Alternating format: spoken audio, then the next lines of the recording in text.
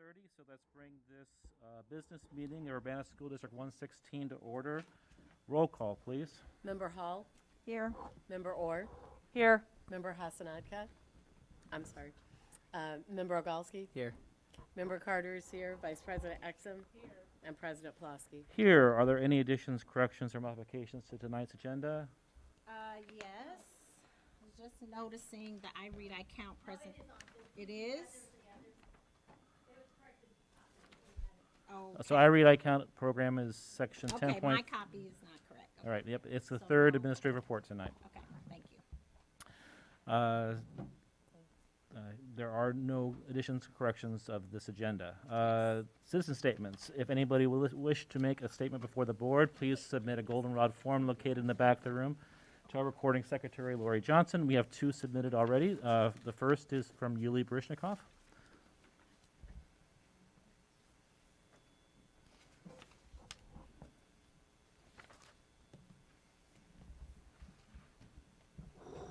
Can you hear me? Very good. Okay, so here's printout of a document which is the policy manual for the board. And section 220 it lists the powers and duties of the board. And number 11 is presenting the district the report card and school reports. This is your duty, major duty at it. So I want to go back to your meeting on November 1st, when the report card from ISB, Illinois School Board of Education, was presented here. So it didn't look like you're presenting the results of this report card to us, to the community. It was administration was trying to explain what this report card is saying. This by itself is a bit surprising, because it's not hard to parse. And I know that some of you pleaded the ignorance what all these terms mean. So let me explain it to you, okay? So there is this summative designation, meaning the roughly 3,000 schools in Illinois are all graded. The gradings are exemplary, good, think an A. Commendable, B. Targeted, think C. And comprehensive is a D. So the school board say that main takeaway from this report card is that out of 8 schools in these districts, 6 are commendable. Well, commendable schools comprise 75% of all schools in Illinois. So commendable is not good. It's a DA. It's bulk of the schools. I mean, it's not exemplary. It's not the 10% best. On the other hand, it's not the 10% very bad, which is called targeted. And definitely it's not 5% of the worst, which is comprehensive. So in our district, 2 out of 8 schools are comprehensive. 5% worst school in Illinois. And I know you usually adage that, yeah, COVID, everybody was affected. Yeah, everybody. All of Illinois was affected. COVID was not targeting in Urbana, and somehow Urbana school district is winning in this race to the bottom. And what is the reaction of the board? There was no reaction. They were discussing how cool it is to be commendable and why it's like we are commendable but still have some problems. Am I right? Member Goski, this was your reaction. Member Hall was talking about, okay, how we can keep momentum up, how we can use the money to make things better. Yeah, when you have the worst school in Illinois, you have an extra money. The silly people in Chicago, the school board, they provide, a template how the board should talk to the parents if a school is designated comprehensive. So how to avoid the stigma, how to make sure that you are not talking behind your back, not pointing fingers. No, you don't talk about it at all. We just ignore it. So think about it. This school district, on your watch, and I know many of you are not going for re-elections, means this is your legacy. And your legacy is that 2 schools of this district one of which is the middle school for which all the students are going through. So two schools are 5% worst schools in Illinois. Is this the legacy you want? Is it? Questions, answers? Well, if it isn't, then try to think about what I say. Try to internalize this data. Now you know what these summative designations mean, and try to do something about it finally. Thank you. Thank you, Mr. Bershkov. Next up is Ruth Kantorovitz.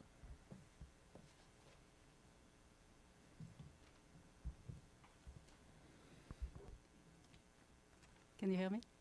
Yeah. Okay. I can't see you with my glasses, and I can't see this without my glasses, so I'll go with the words. Okay. Dear members of the board, I would like to thank you for all the hard work you have done. The last few years have been especially difficult. I would also like to thank the people who gave citizen statements at the board meetings. We learned a lot from about our district from your public comments. That is what I want to talk about today.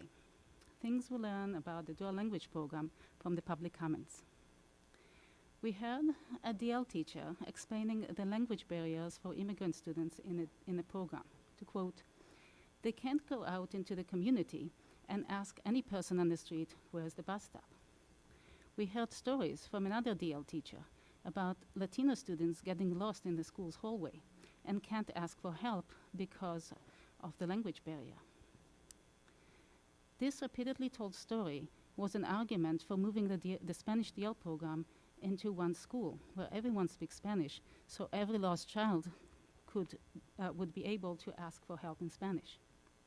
This may sound like a logical argument, but many immigrants here who have gone through the painful process of learning English as a new language were alarmed by these statements. We ask ourselves, why? Why a program for English learners is not teaching its students English? Don't you know it is the students' civil rights to learn English? In a reasonable program, most English learners achieve all English fluency within 1 to 2 years, while reaching academic English proficiency takes a couple of more years. Our district is required by law to create a program for the Spanish-speaking English learners where core subjects such as math and science are taught in both English and Spanish, per grade level, not in different grades, so that's in order for the students to keep up with academic material while learning English. The law also requires a program to provide English as a second language instruction, aligned to the English language development standards, not just 10% of English exposure during PE or arts as currently done in the DL kindergarten. In short, we learned that the DL program is not meeting the requirements of a program for English learners, thus violating these students' civil rights. While the DL directors have been advertising the DL program as a great success, telling us on the district's webpage that, to quote, "Students are achieving well academically in both languages," and that there are no substantial achievement differences across racial, ethnic, and linguistic groups in the DL program. The data showed otherwise. At Lille and DPW, the Latino students performed between the 1st and the 6th percentile in grade level reading. However, most of the English-speaking students in the DL program scored at the average or above average range. I would call that a substantial achievement difference. Challenged by the facts, the claims about the achievements of the DL programs were recently removed from the district's webpage. The federal law also requires the program to monitor the students' progress toward achieving English proficiency. Assessments are administered every year. The data shows that in the DL program, students are achieving English proficiency at less than half the rate as at King's School.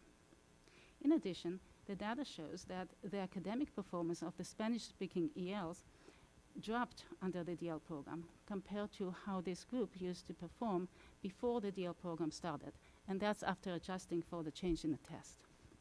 I trust the board will require the DL program to change its practices so it satisfies the English requirements for the program for the English learners. Thank you. Thank you very much, Ms. Gintovitz. Does anybody else wish to make a statement before the board? Seeing none, there will be a call for an executive session tonight for the purpose of appointment, employment, compensation, discipline, et cetera. Basically, personnel, we're going to be reviewing superintendent's goals in executive session after tonight's meeting. We will also be providing the board an update on current union contract negotiations. Is there an approval for tonight's agenda? Second. All those in favor? Aye. Any opposed? There are no commendations or recognitions tonight, no communications. Student ambassadors are studying tonight, looks like, first day back from the long weekend. Our first administrative report is our SRO mid-year update. Okay, I'll invite Officer Burnett and Officer Robinson forward. At the beginning of the year, when we discussed our board goals and board topics that we'd like to bring forward, one of the requests from the board was to have a mid-year update from our SROs. So I did not ask them to put together a full presentation or any slides or anything like that. We're just going to have a kind of informal update on how first semester went, and then they can entertain any questions from the board. So short and sweet. Okay. I am SRO Robinson. I'm at the Urbana Middle School. My breakdown is from the beginning of the year to last Friday. I'm going to go through, I have it listed off in grade levels and then total. So as of Friday's date, in 6th grade, we are up to 13 fights. Out of those 13 fights, one of them was a mob action. We have confiscated one weapon involving a knife, one contraband of cannabis, which would be loose leaf is the way we've categorized it. We've confiscated 2 vapes, tobacco vapes. So that's our 6th grade. Our 7th grade, we are at 27 fights. One of those is mob action. We have confiscated 10 toy guns in the school so far this semester. 7 of those are Nerf guns, 2 of those are cap guns. The final one was an actual airsoft gun and what we call a look-alike. So there was nothing on it that indicated that it was at all a toy.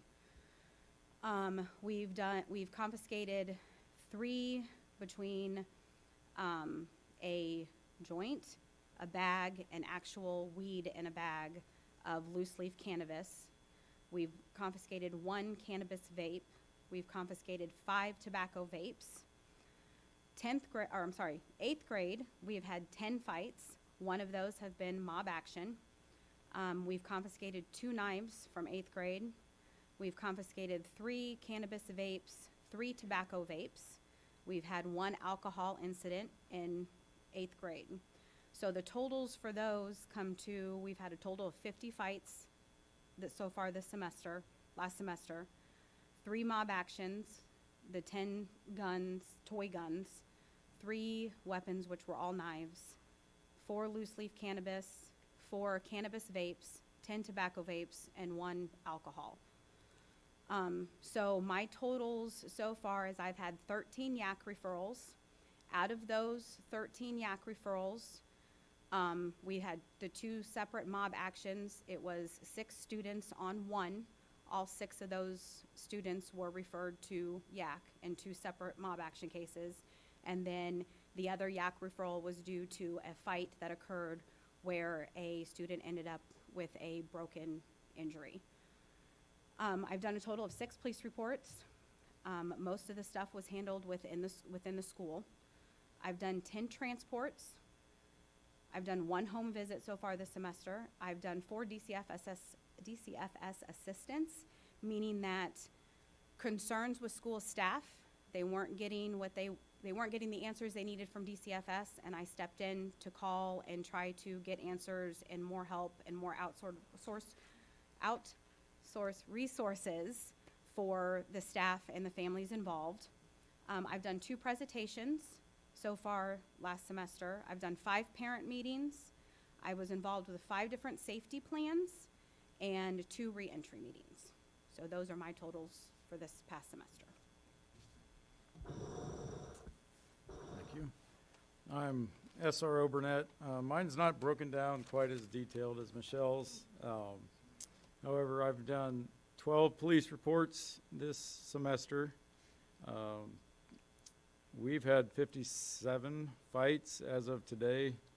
41 of those are physical fights, 15 of those are verbal, 16 now with today's. 16 of those are verbal altercations that we got to before they became physical. Let's see, as far as fights go, out of those, we've not all of these are referring to fights, but I've made 3 YAC referrals. There's been 3 arrests at the high school this year for various things. It's been a very trying semester. We've had some threats cases this semester, which took about a month's time to deal with. So one of those was arrest from that. I've had to call an ambulance to the school 9 times throughout the semester. We have a teacher who's had seizures. We have 2 different students who are prone to seizures. We've had an asthma attack, so we've done that as well. I've gone on 1 home visit with the social work team. I've assisted the social work team in contacting the sheriff's department for 3 other cases that were outside of Urbana's jurisdiction. I've done 1 class presentation. I personally have handled 10 contraband issues, whether it's a vape pen, being THC or just tobacco in bathrooms where I've come across checking bathrooms that someone's in there vaping. I've came across 10 of those on my own. That doesn't include probably numerous others that have been brought to me that I've had to dispose of, including leaf cannabis, 2 or 3 different instances of alcohol in the building, and then numerous vapes. But vaping is an issue in high school.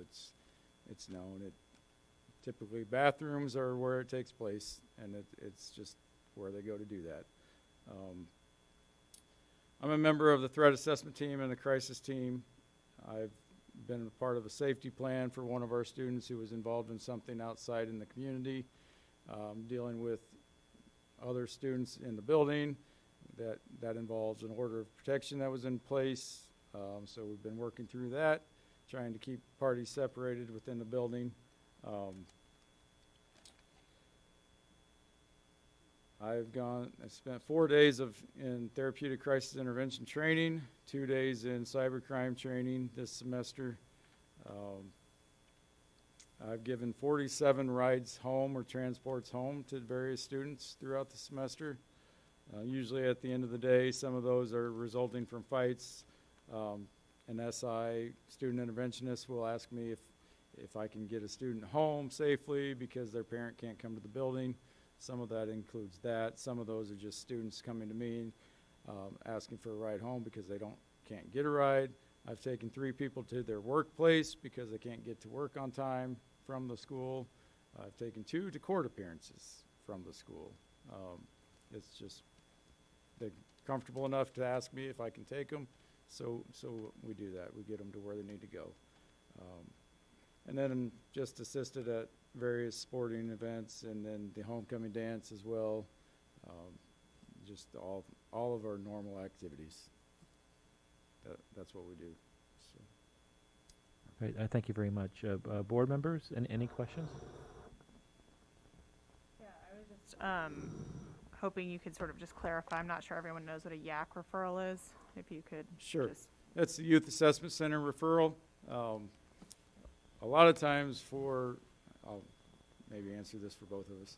A lot of times for Michelle, it's a lot easier to do a Youth Assessment Center referral than it is for me. It's usually for a misdemeanor-related crime. It's an alternative form of arrest. Instead of putting someone in handcuffs and taking them to the juvenile detention center. You can refer them, talk to the parents, make sure they're on board with the referral, make sure they're in agreement upon a referral to the youth assessment center. The youth assessment center then will provide them with some type of circumstances and things that they have to follow, whether it's community service or drug and alcohol counseling or some classes they might have to take. But it's a way of getting them avoiding an actual physical arrest for students.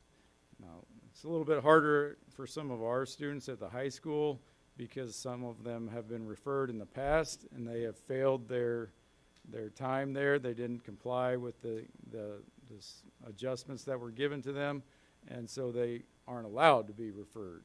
Some of our kids are on probation, so they're not allowed to be referred. So in those cases, if it's a police report is written, it skips the YAC process. If they don't qualify for the detention center, then it gets sent to the state's attorney's office and just reviewed. So it's handled in different ways. And then I was also curious, both of you had mentioned presentations. Can you speak a little bit more about what you're presenting on and to who? My presentation that I spoke about, Mr. Boykins, the civics teacher, asked me to speak about Miranda. So I talked to the kids about Miranda. My presentations have been on internet, so sexting, behavior on Instagram, Facebook, Snapchat, things like that, normally Teams. And then the other one was actually a presentation to the sixth graders to explain what my duty in the school is and to introduce myself to them since they were new, and that's how we've gone, and that's what we've been doing so far. And then I was also curious, have both of you, it sounded like Officer Burnett, you had completed some trainings. I wasn't sure. Officer Robinson, did you have any trainings that you've done? So I did the cyber training with him this year, and then I did another online training it was a workshop for internet things as well. So most of mine's been internet. And do you find that you are able to complete like one training a semester? It just depends. What are the requirements and who's offering the trainings? So one of the things specifically that you guys asked for as a school board was trying to get us training outside of police department. And that is one of the things that Dr. Ivy Tatum and the police department has focused on. So the training that we have done has been outside of that and through like specifically the school district. For me, it's kind of one of those things where, and I think Officer Burnett's gonna say, if we leave during the day, it's very hard for us because we have to play catch up and things pop off. So that being said, I will admit I've missed a lot of department training that like a lot of patrol officers would take because I have to be at the school because it's more important for me to be present with you guys than it is to go through those things. Because it never fails. You leave for about 15, 20 minutes, something pops off, and then you come back and you've got to handle it. Other than that, we're trying, I know this year, to focus more on if we can get any training in because we work year-round. So I know there was some things looking into spring break, and then hopefully we can get more training in this summer. I've reached out to Dr.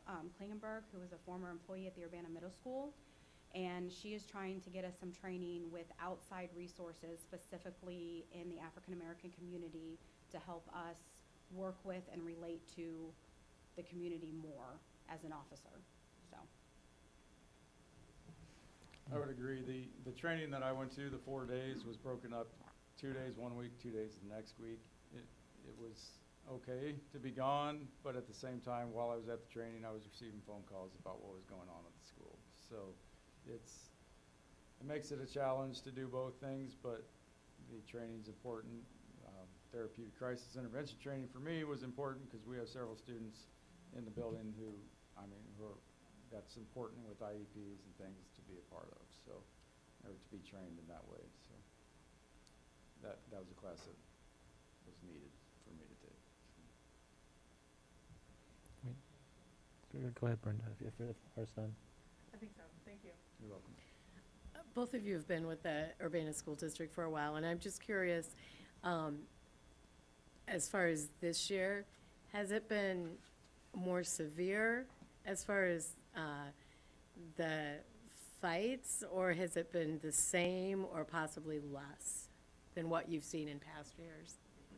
I'll start. So I'm going to say it's been a very big improvement from last year. The atmosphere is completely different. It seems like a lot of fights, but our fights are, last year it was what we call mob action. So it was multiple students against one, or we were having to break up fights with 6 students individually to, going at it. This year we are doing very well with students, and they're not jumping in. So our fights are one-on-one. We can get in, we can get them broken up very quickly. Compared to last year, it was very hard to do those things. Our biggest issue right now is it's not like, we know things are going and we are constantly putting out fires. So if we get that little like birdie saying, hey, something's gonna happen, admin and myself are on it, and we're trying to get, and you need to get circles, you need to get these kids in, we're gonna have issues, pull them aside. It's better. Some of them, certain groups, we can do it for a week or two, and then it's just, we can't, and then it just, we're so on top of it that as soon as you turn your back, it happens. But most of ours are, our biggest issue is play fighting in the hallways, and a lot of our play fighting turns into actual fighting, but it's just the 2-on-2, and it's a big improvement for last year. The atmosphere is better. When we roll down the hallway because there's a fight, tell kids to move along, to break it up, they're on it and they're gone, compared to last year where it was harder.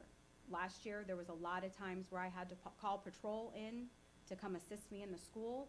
There was only one incident this year where that happened, and it was because it was one of the mob action incidences that staff couldn't, like, we tried, we couldn't, and we'd break off one fight and then another one would happen. So we ended up having to call patrol in to come assist. And so far that's only one, compared to, I think I was up to 3 or 4 last year, just in the first semester alone, so. I'm good. I'll go ahead and I will say that this year's been a little bit more trying for me. As the SRO at the high school, we've had, like I said, we've had different things that we've had to deal with this semester. We've had the threats, the phone threats, the email threats. We've had 2 different orders of protections that I've had to address within the school. Amongst students, we've had things that in the community with our students that are active students that then we have to kind of be proactive about and trying to make sure we know where each person is at all times. We've had more fights, I'd say, this year than what I would recall last year. I think we've had more fighting in the building. Not all of it is big groups of fighting, but maybe it's a fight over here and then we've had 3 or 4 pop off at one time that we've had to call patrol to the building. So, and I didn't have to do that last year. I've had to do it twice that I know of, just to help restore order, make sure we get people out of the building safely, make sure we get parents that are upset into the building and to where they need to go and back out of the building. It's just restoring general order at times has been difficult, but and I think some of that stems from our kids being, when I say our kids, I'm not talking about the entire student body. We have a bunch of wonderful kids that do their thing, go about their day, and they probably don't even know who I am. I mean, they just continue to do it. But we have a bunch of kids who don't want to stay in class, and that becomes a problem. And when they're not in class, then they're meeting up with this group over here, and then we're meeting up, and then we have our issues. So we have to continually stay on top of those that are not in class to try to make the day better for everybody else. Do you believe that the metal detectors have helped to kind of ease your job? I think the metal detectors is as far as weapons coming into the school. I think kids think a lot harder about it. in all honesty, I don't think if we didn't have them, I think we would have had several guns in the building already, for sure.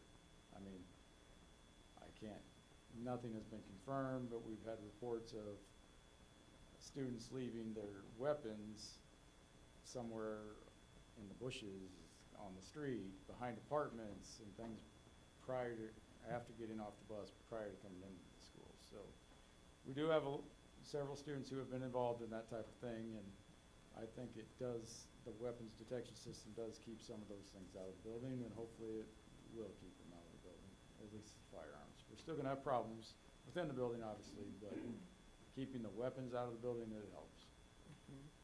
Thank you for everything that you do. I appreciate it. Anybody else have questions? I just want to thank you both for all you do.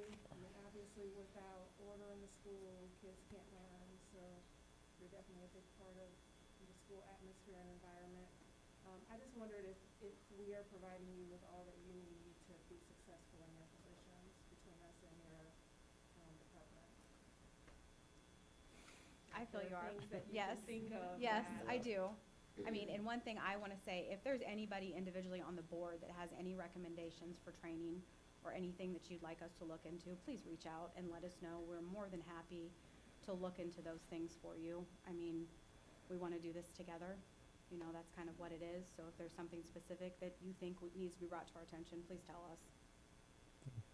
I think when I've asked for things or talked to administration about different things that we need to do it this way, or we need to make, they're receptive to and open to suggestions, and I agree. I think we've been provided with what, we're in a good spot.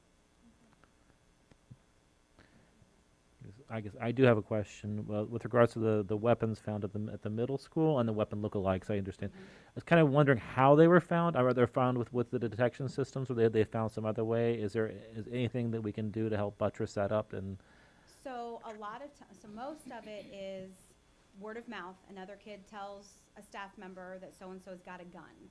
It is never a Nerf gun, a toy gun. It's so-and-so has a gun. So then it comes down to staff and myself having to determine how serious is the actual threat. Most of it is, it's just in their book bag. It's more of, and a lot of times it's, I forgot to take it out of my book bag. Some of it is, I got a new toy for my birthday or Christmas, I want to show it off. Like I said, most of them were Nerf guns, and kids were unaware that that is not allowed to be brought to school. To them, it's a toy, and that because it's a projectile, it can't come to school, and it was bright colors, typical Nerf. The cap guns are a new thing that, like, we have a group that brings them and likes to play with them, and that was a teacher that noticed one was pulled out and pointed at another student, and it was kind of like, I'm gonna get you, and then it happens, but you can tell it's a cap gun, it's got an orange tip, those things. And then the one actual look-alike, our most serious incident, was opened up a backpack, student saw it in there, texted mom, who sent an email to the principal, who notified the rest of us. So it was never like a call-in to 911, or it was just kind of students reaching out, hey, I heard this, so-and-so's got this. right. I'm frankly a little concerned about the knives as well. I mean, those are actual weapons. Yes. So one knife was a staff member was picking up a coat and felt something in there and was taking a coat to a student and found it. And it was a knife where you can buy them in the state of Illinois, but the parents and the student were not aware that you can't have it. And once again, I didn't realize it was in my coat. The other two were just student told another staff, a teacher let SIs know, SIs confiscated it. We've just confiscated them. I know sometimes in the past they've had the parents come pick them up, but both of those technically you couldn't have them. And then the third one, it was a threat assessment that we were aware of. It was something that actually happened on the MTD bus on the way home, and it was presented, and we found out about it the next day. Okay. So, and that was from the victim on the bus. Yeah. So as of that point, there was only one that was actually used in any kind of crime. Well, thanks for the detail. I'm not asking these questions to be critical. I'm asking them to try to find opportunities for support to help. If we're finding these because students are volunteering the information, it has me scared that there's much more we don't know about in the Yes. building, right? So I was wondering what we could do to help prevent them from getting in the building at all, even if it's just making sure that in student orientation we go over the fact that these things, Nerf guns can't be brought in the building. Is making sure students are absolutely aware of that, as well as maybe even looking into expanding our detection systems to the middle school. Yes, I think the detection systems for all the guns that were for us wouldn't have popped off with the, those systems. Okay. That's the issue. From there, it's kind of, when I said that I went to like 6th grade and introduced myself, those were one of the things that I discussed, because it was after that. I don't think there's, I believe that at the beginning of the school year, we need to sit down with all the kids within the first week at grade levels and set our expectations, and that's something that needs to be discussed. But due to COVID, we've not done that. And so this year was like the first year that we kind of tried to do it individually. But if we can get back to those old habits that I remember growing up with, like in the first week, these are our expectations, things will change. Thank you. Anybody else have questions? No, hearing none. Thank you very, very much. Thank you. Our second administrative report tonight is National Mentoring Month. Angie Armstrong. Okay, so Angie Armstrong, and some of you know, and others will meet her tonight, is our new mentor volunteer coordinator for the district. We've not had an update about mentoring in several years. So I thought it was since we have a new person, it would be a great time to have her during National Mentoring Month come and give us a little update. As some of you may have heard, and I'm sure others assume, COVID really did a number on our mentoring program. And so Angie stepped into a really difficult job, and she's got a lot of fresh ideas, and she's being very creative in how we can increase our numbers. So, Angie. Hello. Good evening, board members. I am Angie Armstrong, District Mentoring and Community Involvement Coordinator for Urbana Schools. I would like to start by saying I'm extremely happy to be back at Urbana Schools. I'm excited to share with you what all the coordinators and I have been up to. First and foremost, let me introduce you to all of our new program staff. At the elementary level, we have Erin McGill, Melissa Hunsinger, Karen Carney, Amy Bader, and Piper Harvey, all working 10 hours a week at their prospective schools. Claire Pritchard is our new high school coordinator, working 30 hours a week, and Joanne Jones is our new program assistant, working 20 hours a week. And finally, I'm the middle school coordinator, along with being the district coordinator. We've been heavy at work managing volunteers, parents, tutors, observers, and visitors within each building.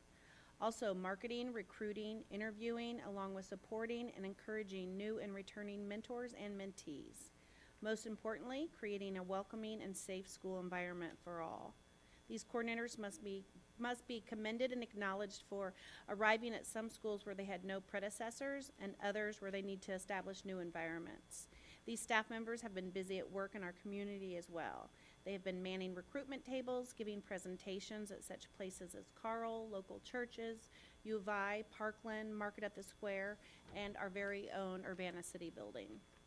Let me preface, anytime an organization, club, volunteer, or non-USD employee wants to come into our building to work with our students, our coordinators must conduct an orientation of their school and make sure they are either background or fingerprinted for clearance. We love having extra community involvement, therefore these steps must be done for us to have safe schools. As you are aware, January is National Mentor Month, a time where we celebrate our current mentors and recruit for new ones. The significance of the mentoring program guarantees mentees there is someone who cares about them, reminds them that they are not alone dealing with daily challenges, and most importantly, having a mentor makes them feel as if they matter. Statistics have shown that attendance increases, students acquire a better attitude towards school, and also mentees feel encouraged and supported socially, emotionally, and academically by their mentor. Ultimately, the quality of mentoring provides our youth the opportunities and resources for health development and rational life decision-making. Unfortunately, as a whole, the CU one-to-one mentoring program was down 300 pairs at the beginning of this school year. Again, we are diligently working to improve those numbers.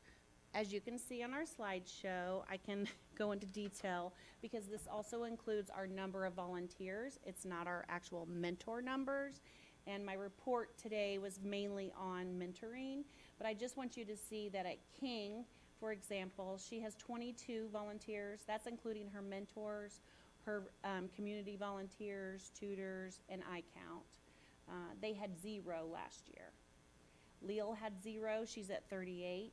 Dr. Williams had 45, so she's, and of course, let me also tell you, this is a report that I found for June of 2021. So the parentheses are from the full year at the end of the year in June. There was no end of the first semester report done. Thomas Payne had 0, and currently she has 33. Wiley had 25, and she's down to, her numbers are down to 21. Yankee Ridge, 31, and on down to high school and middle school.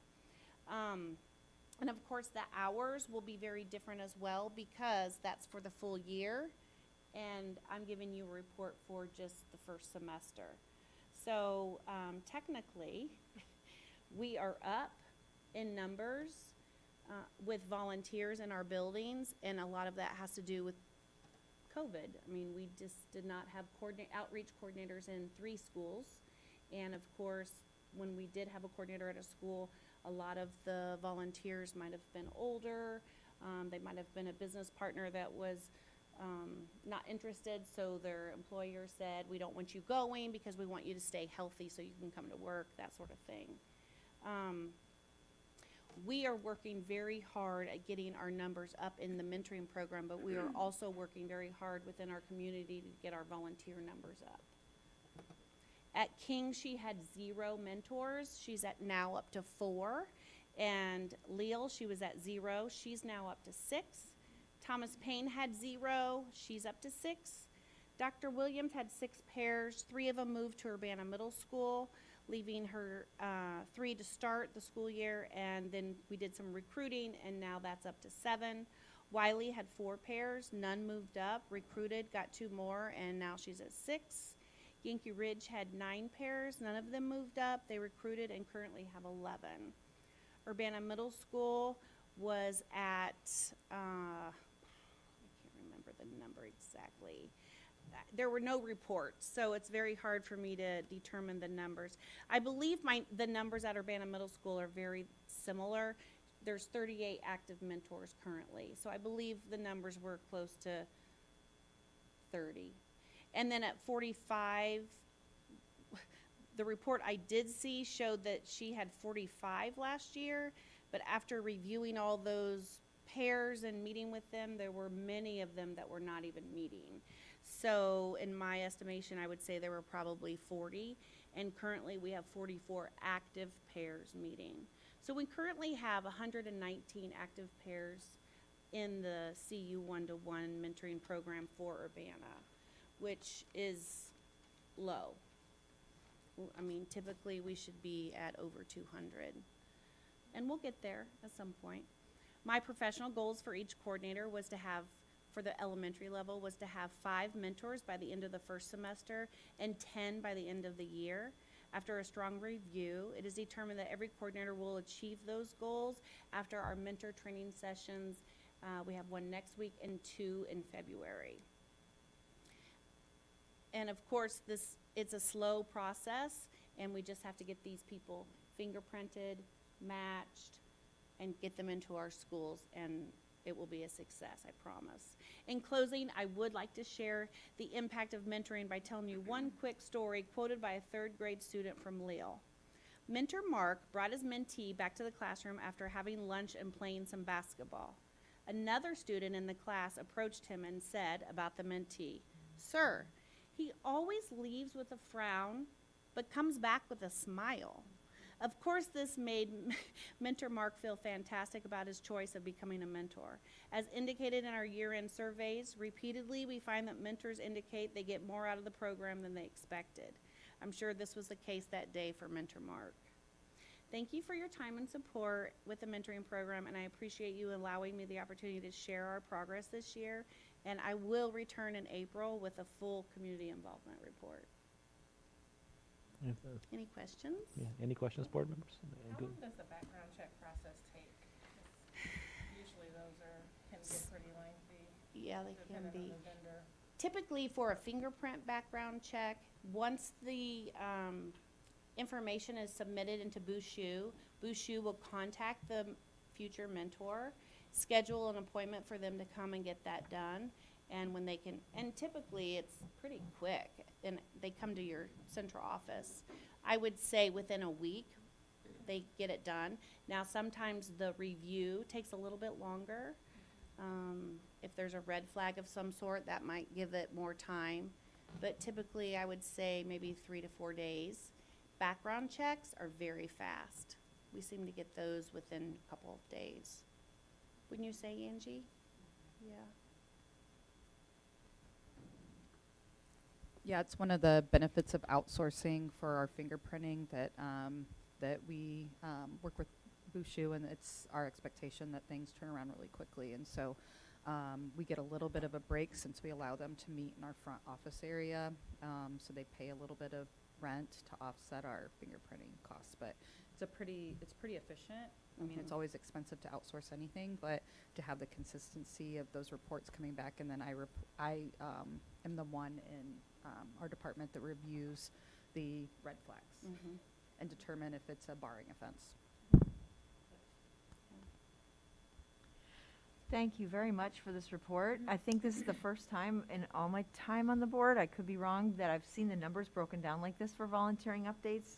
Maybe Paul, you or Brenda could correct me about this, but this is really great to hear. It's right on the tails of being, I was in the subcommittee for marketing and communications for the district, and we were talking about this last week.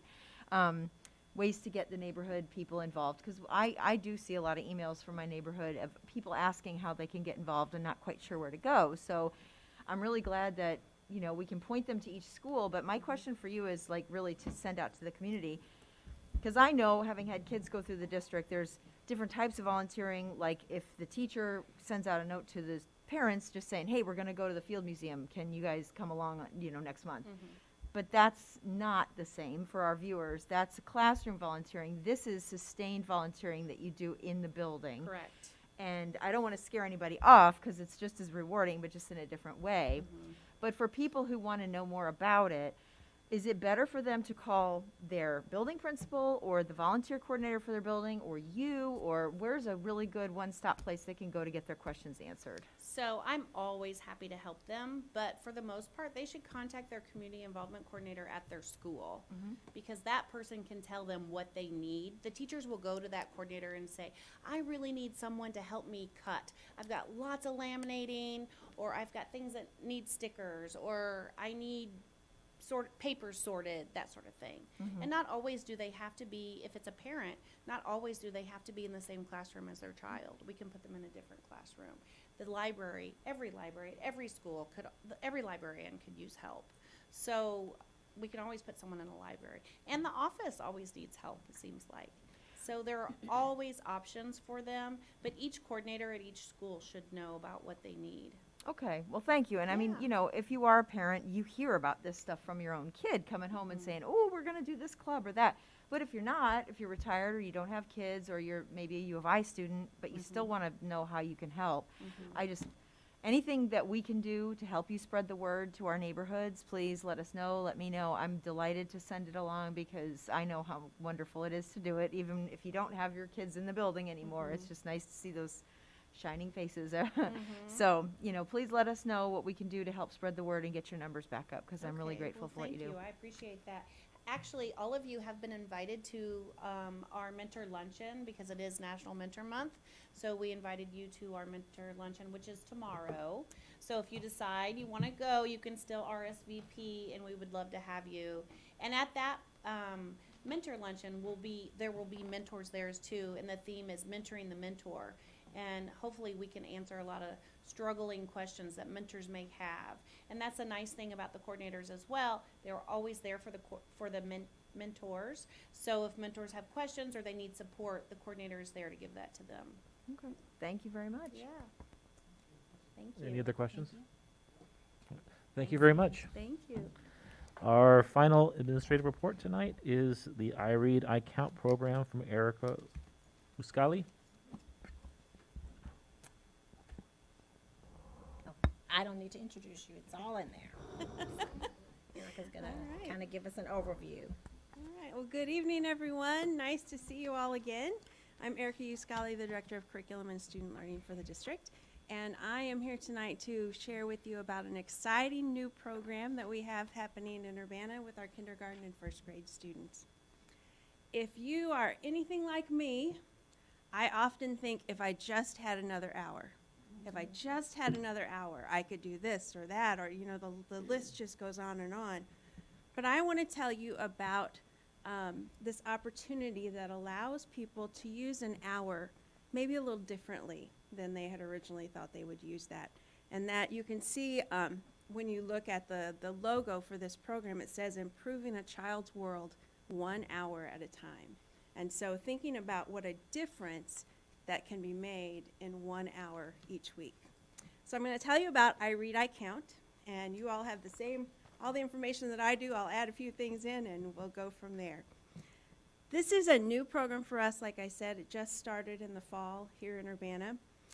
What it allows us to do is to have community volunteers, many of those who are from local businesses.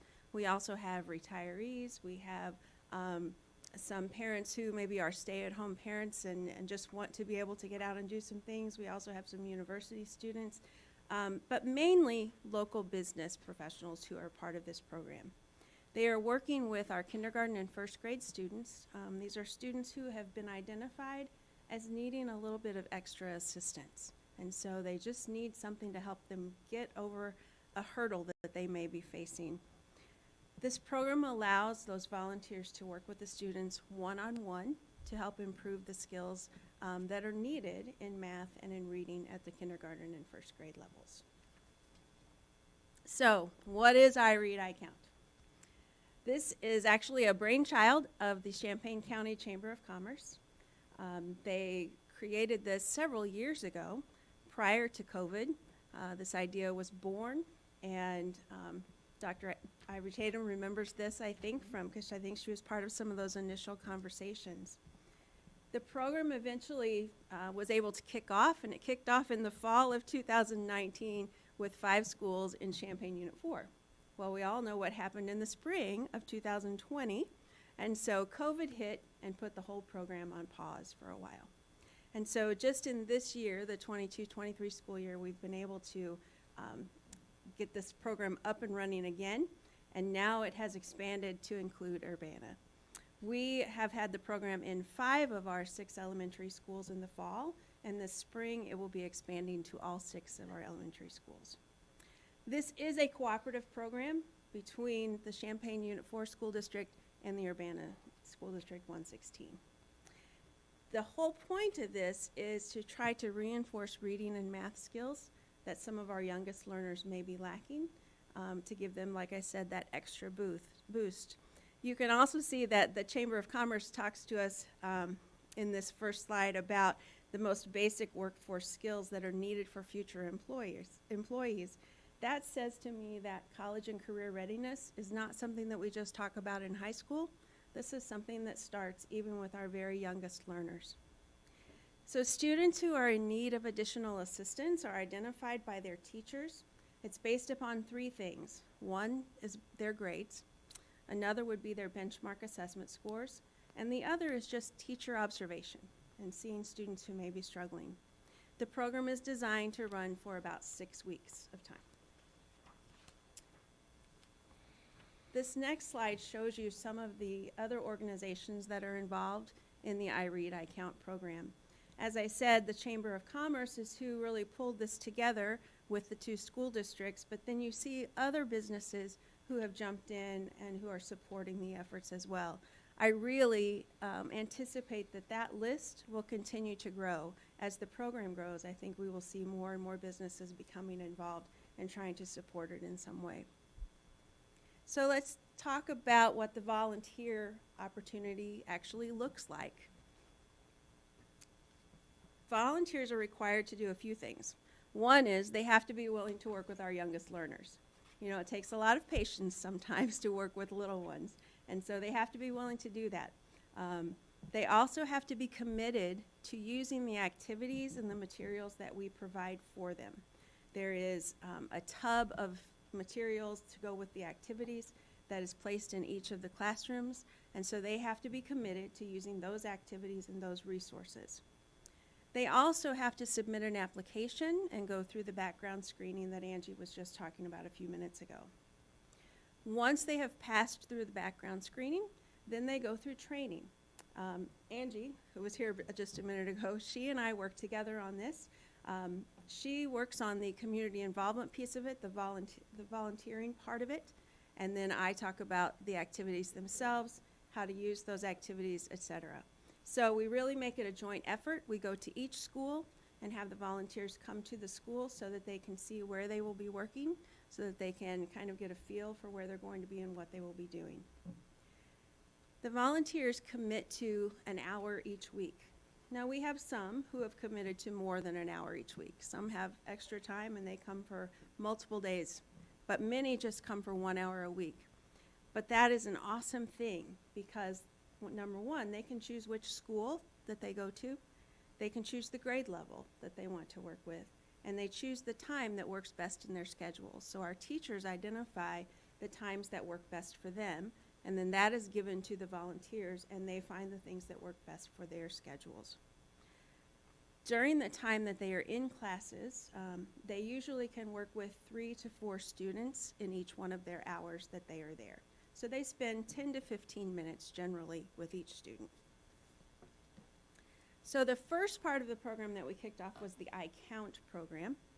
We did not take on both iCount and iRead at the same time. We started with iCount. That program began in October and went through the very beginning of December. We will, in the spring, have the iRead program, which I will tell you about in a few minutes. So a few numbers for the iCount program. As I said earlier, it was in 5 of our elementary schools in the fall.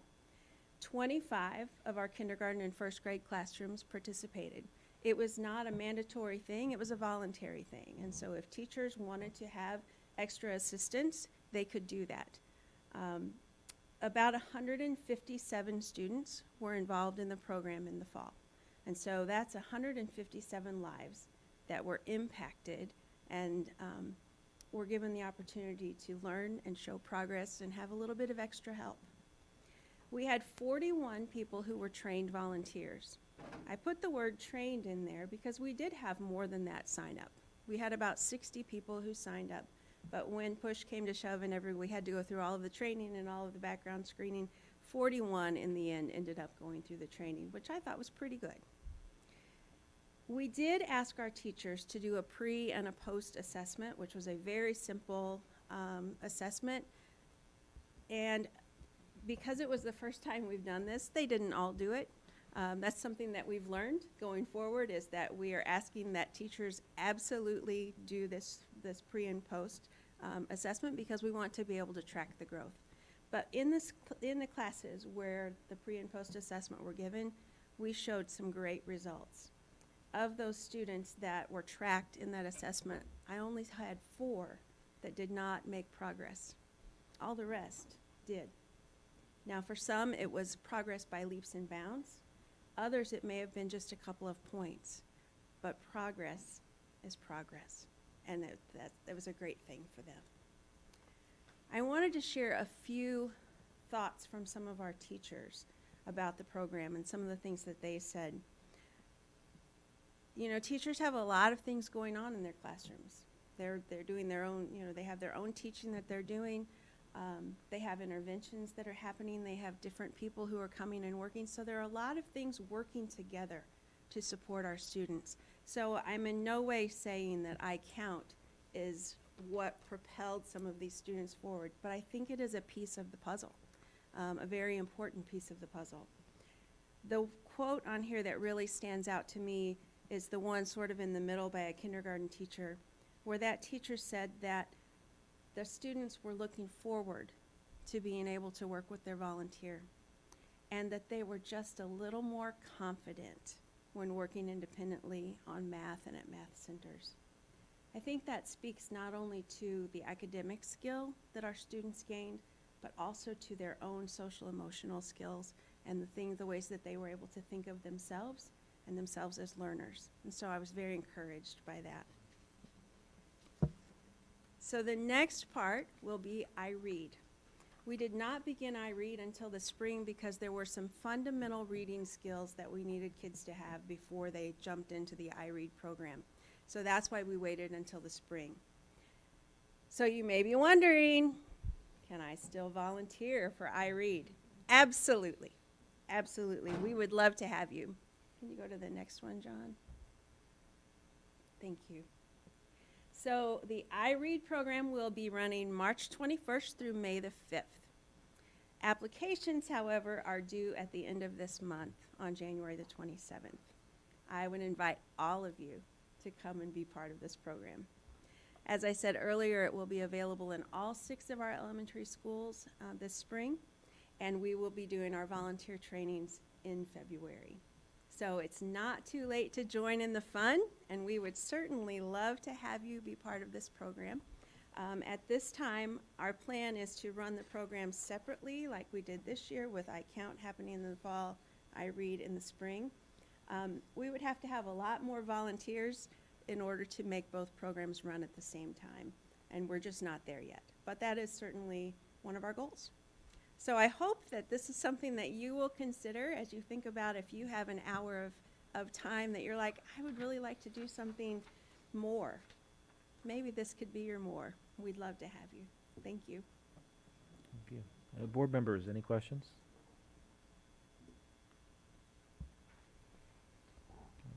Well, I want to thank both of you. We'll be sharing these through the board update and through social media and other places, so I'm hoping you get a lot of volunteers and mentors. Yay. And if you do want to sign up, the applications for the I Read program are on the Chamber of Commerce's website. All right. Thank you. Thank Thank you very you. much. Before we move on to action items, I'd like to recognize Anna Seaman for running our cameras and AV tonight. Thank you very much. Our consent agenda consists of the minutes from the December 13th business meeting, the January 3rd study session, January 4th special meeting. We have November bills and checks, Ed Fund for $867,000, O&M Fund for $154,000, bond and interest fund bills to the tune of $2.2 million. Transportation fund bills for $6,650, working cash bonds for $85,000, tort for $46,000, payroll, salary, and benefits for $4.8 million.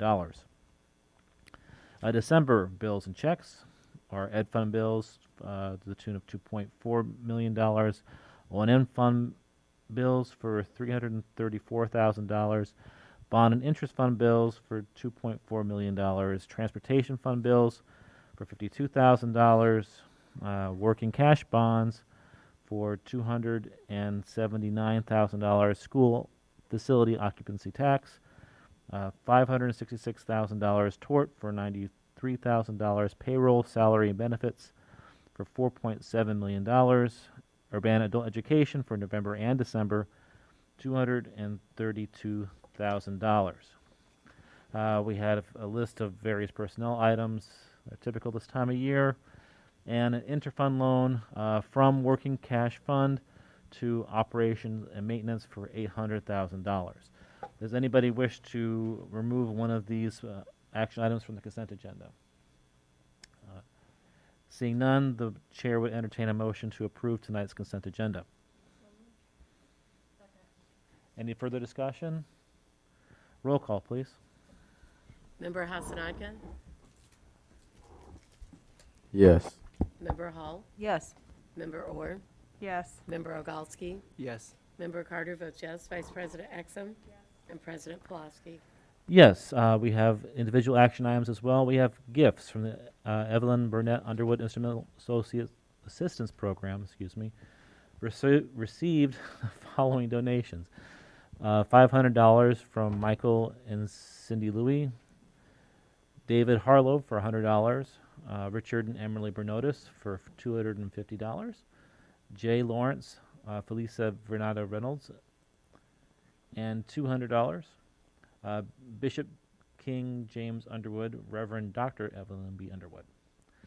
Meyer Store, number 247, donated $5,000 to Urbana Adult Education Center from the Meyer Team Gives program.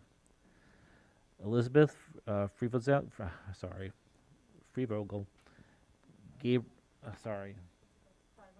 Freivogel, and Gabriel Nardi donated $100 to their Urbana Middle School Strings Activity account. Urbana Early Childhood received their following donations: $100 anonymous, $200 Quick Shop. Trinity Lutheran Church and Urbana First United Methodist Church donated a total of $800 worth of coats, pants, socks, underwear, scarves, gloves, mittens, and hats to Wiley Elementary School. Champaign Lions Club donated $120 worth of socks, 8 different types of packages, to the district. These were dispersed to each elementary school, UMS, and UHS. Is there a motion to receive tonight's gifts? So moved. Any further discussion? All in favor say aye. Aye. Any opposed? We have approval of the travel expenses. The Board of Education's member travel expenses to the joint annual conference. Board members that attended were myself, Tori Exum, Brenda Carter, Ann Hall. Urbana High School, Brian McAndrew teacher, attended the ACTE Career Tech Vision Conference in Las Vegas, Nevada as well from November 30th to December 4th. Is there a motion to approve these various travel expenses? So moved. Is there any further discussion? Roll call, please. Member Hatzenaka? Yes. Member Orr? Yes. Member Ogalski? Yes. Member Carter votes yes. I'm sorry. Did I get you, Member Hall? No, but I vote yes. Okay, sorry about that. Vice President Exum? And President Pulaski? Yes, 12.3 is a resolution abating the tax heretofore levied for the year 2022 to pay debt service on taxable general obligations debt.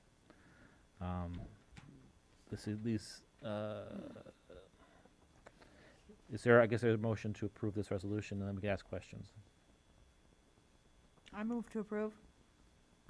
Is there a second? Second. Then the floor is open. This is a standard resolution we pass annually to abate the taxes. We had made a commitment to taxpayers when we issued the alternate revenue source bonds in 2010 and again in 2021 to pay those bonds with our sales tax revenues rather than with a bond levy that would be taxable on property tax. So in order to ensure that we don't levy the tax on the property taxes, we have to submit abatement ordinances to the county clerk's office before the end of February. So this is just a standard action to let all of our taxpayers know that we will again be paying these bond payments with sales tax revenues and not levying a tax for these bond payments. How many years do we have left on this particular bond? Do you remember? Well, the 2010 bond, several more years, and then the 21 is brand new. So there's still several more years left in the 2010, though. I think it was a I don't know, 15 or 20 year bond. So Okay. there's several more payments. I can look at that up. No, I just curious. I couldn't remember if it was. Yeah, I I remember. don't know off the I top thought it of was my like head. 26 is when it ended, but I couldn't remember. Yeah, it may be. Any further questions or discussion? Roll call, please. Member Hatzenaka? Yes. Member Hall? Yes. Member Orr? Yes. Member Ogalski? Yes. Member Carter votes yes. Vice President Exum? President Pulaski? Yes, 12.4 is a similar resolution, but for the Series 2021C. Is there a motion? Second. Any further questions or discussion? Roll call, please. Member Hatzenaka? Yes. Member Hall? Yes. Member Orr? Yes. Member Ogalski? Yes. Member Carter votes yes. Vice President Exum? And President Pulaski? Yes, there is a call for a future special meeting tomorrow night for the purpose of student discipline. Tomorrow night, 6 p.m. Superintendent's report. Okay. So we'll start with an activity that happened today, actually. The 8th graders went to the annual career conference at iHotel. We've been doing this for a few years now through the EFE program at Parkland. The students are able to go to specific sessions.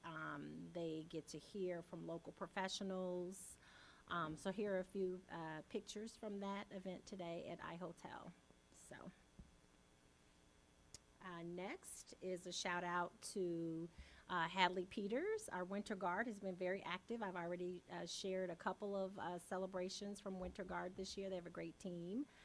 So Hadley, the captain, she's already qualified for some combo or group performances for state, and now she has qualified based on her solo performance this weekend to participate in state in February. So congratulations to Hadley. Next is yesterday was there were many celebrations in the community celebrating the life and legacy and work of Dr. Martin Luther King. I know by the end of the day with all the tweeting, I was like, okay, I wanted to say, okay, this is my last activity for the day. I was exhausted. I told somebody, I feel like I've been at work all day. But it was great work, and it was, I love supporting our students and our programs, and so this is just a couple of pictures from the day. So Sunday, as you know, all 5 of those students, Jennifer, Gabby, Kiara, Kristen, and Haley, were recognized at the Martin Luther King countywide celebration for their academic excellence as scholars. They were also recognized yesterday at the Unity Breakfast. Haley, who's in the middle, Haley Thompson, received the Pastor Claude Shelby Presidential Academic Award. So she had the honor of reading her essay with 2 students from Unit 4 who also received special designations. So we got to take some pictures yesterday, and it was a lot of girl power in the room, and they were super excited, as were their families. So the Unity of Breakfast at Vineyard was wonderful.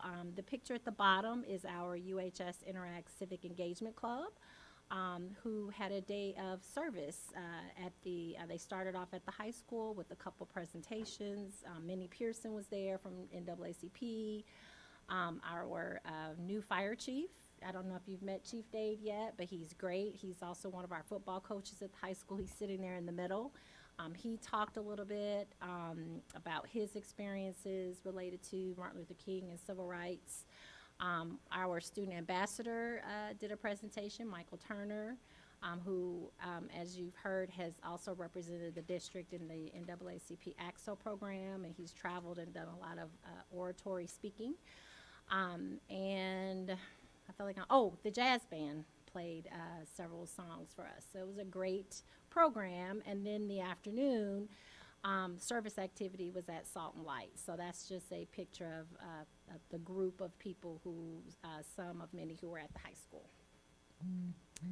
And then blood drive, we talked a little bit about, this is Amari Johnson. She is a senior at Urbana High School. She organized as her service to the community on Martin Luther King Day a blood drive, her very first one. I know about a week or so ago, they were out recruiting, trying to get people to sign up, and worried they weren't going to be able to fill all the slots. But then yesterday, they had 17 new first-time donors and many, many people who just got the news. I don't know if they, got the news from our, posts that we were putting through the district. I know Amari was reaching out to her friends, and her mom here was reaching out to people. So people just were walking in. And so over 30 people showed up yesterday, and 17 of those were first-time donors, which from the Impact Life people said that is phenomenal to have 17 people. John and Katie are like donor for life people, so they donate anytime they can. But to have 17 new donors, oh, and Angie donated yesterday. Was she a first? Were you a first time? Angie was a first time donor, and her husband. So I don't know if you guys know this, but one donation can save up to 3 lives. So yesterday with that blood drive, they estimated to save over 78 lives. So yay, congratulations. We've linked the WAND story here as well. So when we share that out, hopefully people will check that story out. They came and interviewed Amari and talked to some of the people there. Another celebration is King Elementary celebrated Lunar New Year. As you know, King is our international school, and they have a phenomenal international program. So this has been a long-standing tradition through the Mandarin and Chinese program that is housed at King. So on the 22nd, they celebrated with families and students, and they got to learn. The students, the non-Chinese students and our neighborhood kids got to learn a lot about Chinese traditions during that activity. So it's always very well attended, and the students really enjoy it. We've talked about the kickoff event to Black History, which this was something that Janice Mitchell did every year, so we're keeping that tradition going. And there will be a special program on Saturday, January 28th. From 3 to 5 at Dr. Williams School. Virtual Family Forum. At this time of year is always really busy. Here's the link to the next upcoming Virtual Family Forum on January 31st. If you have any questions about that, this is something out of Mrs. Webster, our Director of Student Engagement and Family Engagement, runs this for us. And I don't know if you noticed the in the superintendent update last week, we mentioned this. We have, slowly lost several of our COVID testers, where our last COVID tester resigned when we came back from the winter break, and they're finding other employment as we're not doing as much testing as we were in the district. So we've shifted. The state opened up their testing request program. So we are going away from our in-person testing. Now anyone can, in our buildings, of course, can still ask the nurses to test them, but this is more of our drive-up program. We were still testing on Mondays and Thursdays. So now we're moving more to a take-home test program, similar to where you can request from the government and get your test delivered to you in the mail. Well, if you're a staff member or a parent in the district, you can utilize this request form, and you can request up to 2 kits with 4 tests to have at your house if you need them. It's a very simple Google form. If you have a positive result, we are able to confirm those through nurses. People can always reach out to their nurses if they're unsure of what to do with those. And you just pick them up at central office. We are asking, just for the public, if you request a COVID test, if you are symptomatic, that you stay in your car and call in, and someone will bring the test out to your car. So not saying that you're going to bring COVID into the office, but people have the flu. There's just lots of bad germs out there right now. So if you feel sick and you request tests, just somebody will bring those to your car to you. And last but not least, we just found out about this activity today from the Public Health Department. They are partnering with Parkland's Dental Hygiene Clinic and offering a free dental day for our young people. We're getting these translated. We just got the English flyer today. So we'll share this out once we get the Spanish and French translations. But it is Saturday, February 11th from 8 to 12. So this is a partnership between Illini District Dental and CUPHD. And then the last slide is just some upcoming dates. And FOIAs. Yeah, we did have some FOIA requests. Vince SB, Local Labs, requested data point for all current school board members. Full name, first, middle, last, date of birth, home address, first day of service, was this board member appointed or elected? From Ruth Kontorvitz, all records pertaining to a communication plan for Ms. Kantorovitz. This includes emails on the subject between administrators at the central office and or administrators at Yankee Ridge School and or Yankee Ridge staff and or board members.